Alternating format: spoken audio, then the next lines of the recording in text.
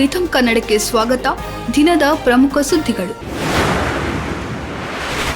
ಉತ್ತರ ಪ್ರದೇಶದ ಪ್ರಯಾಗ್ರಾಜ್ನಲ್ಲಿ ನಡೆಯುತ್ತಿರುವ ಮಹಾಕುಂಭದಲ್ಲಿ ಮಕರ ಸಂಕ್ರಮಣದ ಪವಿತ್ರ ದಿನವಾದ ಮಂಗಳವಾರ 3,50,00,000ಕ್ಕೂ ಹೆಚ್ಚು ಭಕ್ತರು ಮತ್ತು ಯಾತ್ರಿಕರು ತ್ರಿವೇಣಿ ಸಂಗಮದಲ್ಲಿ ಪವಿತ್ರ ಸ್ನಾನ ಮಾಡಿದ್ದಾರೆ. ಪವಿತ್ರ ಸ್ನಾನದ ನಂತರ ಭಕ್ತರು ಧಾರ್ಮಿಕ ವಿಧಿಗಳನ್ನು ನೆರವೇರಿಸಿದರು ಮತ್ತು ಘಾಟ್ಗಳಲ್ಲಿ ಪ್ರಾರ್ಥನೆ ಸಲ್ಲಿಸಿದರು. ಇಂದು ಬೆಳಗ್ಗೆ ಕೂಡ ಗಂಗಾ ಆರತಿಯಲ್ಲಿ ಜನರು ಹೆಚ್ಚಿನ ಸಂಖ್ಯೆಯಲ್ಲಿ ಪಾಲ್ಗೊಂಡಿದ್ದರು. ಹೆಲಿಕಾಪ್ಟರ್ಗಳ ಮೂಲಕ ಭಕ್ತರ ಮೇಲೆ ಹೂವಿನ ದಳಗಳನ್ನು ಸುರಿಸಲಾಯಿತು.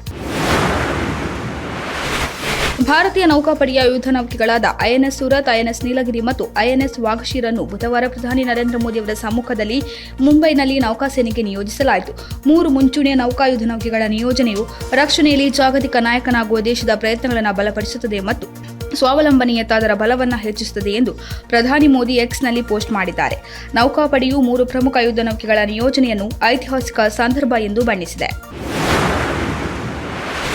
ಸಿಂಗಾಪುರ ಅಧ್ಯಕ್ಷ ಥರ್ಮನ್ ಷಣ್ಮುಗರತ್ನಂ ಅವರು 5 ದಿನಗಳ ಭಾರತ ಭೇಟಿಗಾಗಿ ನವದೆಹಲಿಗೆ ಆಗಮಿಸಿದ್ದಾರೆ. ನಿನ್ನೆ ರಾತ್ರಿ ವಿಮಾನ ನಿಲ್ದಾಣದಲ್ಲಿ ವಾಣಿಜ್ಯ ಮತ್ತು ಕೈಗಾರಿಕಾ ರಾಜ್ಯ ಸಚಿವ ಜಿತಿನ್ ಪ್ರಸಾದ್ ಅವರು ಸ್ವಾಗತಿಸಿದರು. ಇದು ಸಿಂಗಾಪುರ ಅಧ್ಯಕ್ಷರಾಗಿ ಥರ್ಮನ್ ಷಣ್ಮುಗರತ್ನಂ ಅವರ ಮೊದಲ ಭಾರತ ಭೇಟಿಯಾಗಿದೆ. ರಾಷ್ಟ್ರಪತಿ ದ್ರೌಪದಿ ಮುರ್ಮು ಅವರು ಸಿಂಗಾಪುರ ಅಧ್ಯಕ್ಷರಿಗಾಗಿ ಔತಣಕೂಟವನ್ನು ಏರ್ಪಡಿಸಿದ್ದು, ರಾಷ್ಟ್ರಪತಿಯವರೊಂದಿಗೆ ಹಲವು ವಿಷಯಗಳ ಕುರಿತು ಚರ್ಚಿಸಲಿದ್ದಾರೆ. ಪ್ರಧಾನಿ ನರೇಂದ್ರ ಮೋದಿ, ವಿದೇಶಾಂಗ ಸಚಿವ ಡಾ ಎಸ್ ಜೈಶಂಕರ್ ಸೇರಿದಂತೆ ಇತರ ಹಲವಾರು ಭಾರತೀಯ ಗಣ್ಯರು ಸಹ ಅಧ್ಯಕ್ಷ ಥರ್ಮನ್ ಅವರನ್ನ ಭೇಟಿ ಮಾಡಲಿದ್ದಾರೆ. ಟೀಂ ಇಂಡಿಯಾದ ಆಸ್ಟ್ರೇಲಿಯಾ ಪ್ರವಾಸ ನಿರೀಕ್ಷಿತ ಯಶಸ್ಸು ಕಂಡಿಲ್ಲವಾದರೂ ನಿತೀಶ್ ಕುಮಾರ್ ರೆಡ್ಡಿ ಭಾರತದ ಸ್ಟಾರ್ ಆಗಿ ಹೊರಹೊಮ್ಮಿದ್ದಾರೆ. ಕಠಿಣ ಪರಿಸ್ಥಿತಿಯಲ್ಲಿ ಶತಕ ಸಿಡಿಸಿ ಅಬ್ಬರಿಸಿದ ನಿತೀಶ್ ರೆಡ್ಡಿ ತಂಡವನ್ನು ಅಪಾಯದಿಂದ ಕಾಪಾಡಿದ್ದರು. ಆಸೀಸ್ ಸರಣಿಯಲ್ಲಿ ನಿತೀಶ್ ಹೋರಾಟ ಎಲ್ಲರ ಮೆಚ್ಚುಗೆಗೆ ಪಾತ್ರವಾಗಿತ್ತು. ಸರಣಿ ಮುಗಿಸಿ ತವರಿಗೆ ಮರಳಿದ ನಿತೀಶ್ ರೆಡ್ಡಿ ಇದೀಗ ತಿರುಪತಿ ತಿಮ್ಮಪ್ಪನ ದರ್ಶನ ಪಡೆದಿದ್ದಾರೆ. ಮೊಣಕಾಲಿನಿಂದ ಮೆಟ್ಟಿಲು ಹತ್ತಿರುವ ನಿತೀಶ್ ಕುಮಾರ್ ತಿಮ್ಮಪ್ಪನ ದರ್ಶನ ಪಡೆದಿದ್ದಾರೆ. ಈ ವಿಡಿಯೋಗಳು ಈಗ ಭಾರೀ ಸಂಚಲನ ಸೃಷ್ಟಿಸಿದೆ.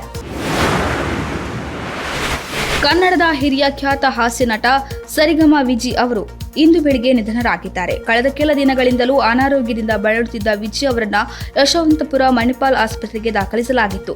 ಬಹು ಅಂಗಾಂಗ ವೈಫಲ್ಯದಿಂದ ಬಳಲುತ್ತಿದ್ದ ಸರಿಗಮ ವಿಜಿ ಅವರು ಚಿಕಿತ್ಸೆ ಫಲಕಾರಿಯಾಗದೆ ಕೊನೆಯುಸಿರೆಳೆದಿದ್ದಾರೆ. ಸಂಸಾರದಲ್ಲಿ ಸರಿಗಮ ಎನ್ನುವ ನಾಟಕದ ಮೂಲಕ ಖ್ಯಾತಿ ಪಡೆದಿದ್ದ ವಿಜಿ ಅವರು ಚಿತ್ರರಂಗದ ಅನೇಕ ಗಣ್ಯ ನಟರೊಂದಿಗೆ ನಟಿಸಿ ಪ್ರಖ್ಯಾತ ಹಾಸ್ಯ ನಟರಾಗಿ ಹೊರಹೊಮ್ಮಿದ್ದರು. ಭಾರತದ band of Maharajas ಆಸ್ಕರ್ನ ಜ್ಞಾಪನಾ ಪಟ್ಟಿಯಲ್ಲಿದೆ.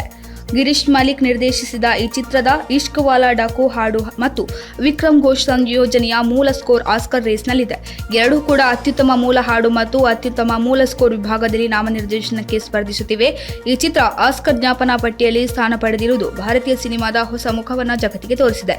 Band of Maharajas ಆಸ್ಕರ್ಗೆ ನಾಮನಿರ್ದೇಶನಗೊಳ್ಳಲು ಹಲವು ಸವಾಲುಗಳನ್ನು ಎದುರಿಸಬೇಕಾಯಿತು. ಆದರೆ ಈಗ ಅದು ಜಾಗತಿಕ ಮಟ್ಟದಲ್ಲಿ ಭಾರತದ ಧ್ವನಿಯಾಗಿದೆ.